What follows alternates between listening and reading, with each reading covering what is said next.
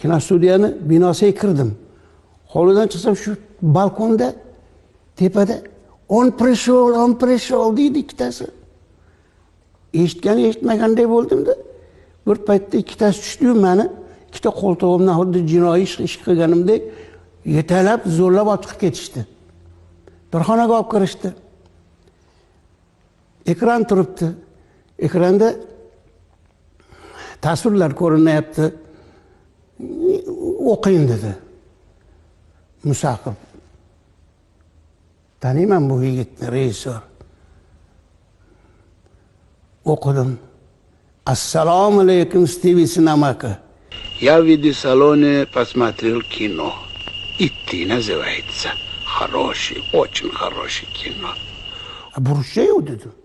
O'qiyvering. Men o'zi o'zbekcha dublajga kelmayman, ruschani o'qiymanmi? Ruschani gapirganda men o'zim alaka qilib gapiraman, ko'p odamlar kulib oladi. Yana meni ustimdan kulasizlarmi? Ruschani bilmas ekandim. O'qimayman dedim.